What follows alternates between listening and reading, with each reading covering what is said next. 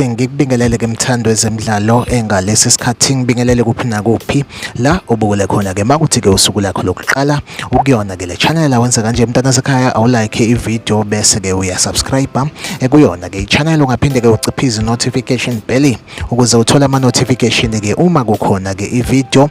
sifakayo sikubhekela ke nje ama transfer umazi akhona ke kuyona ke i-Betway Premiership sokubhekela lapha ke kuona ke amakhosi i-Kaizer Chiefs udaba kulvelayo lapha ke kuthiwa ke Kaizer Chiefs ifuna ke okanye ke izama inhlanhla lapha kwiMamelodi Sundowns izongqongqoza ke ifuna ke lapha ke umdlali lapha ke oy-attacker lapha ke uNeo Mayema ke ezinyangeni ke ezedlule kubonakala engathi ke iMamelodi Sundowns ayimniki i-game time nakho ke siyambona ke manje ngathi ke uyabuya iMamelodi Sundowns isinakho ukumsebenzisa kanjalo ke naseqenjini ke lesizwe ibafana ke siyambona lapha ke uNeo Mayema ke egijima kulona ukwenza ke sibe nesiqiniseko sokuthi ke ngenzeka ukuthi ke iMamelodi Sundowns izomnika i-game time. Kaizer Chiefs impela ke kuthiwa ke yangqongqoza lapha ke kwiMamelodi Sundowns ifuna ke yena ke lo mdlali asazi ke ukuthi ke ngabe iMamelodi Sundowns izovuma yini naye since ke isiqalile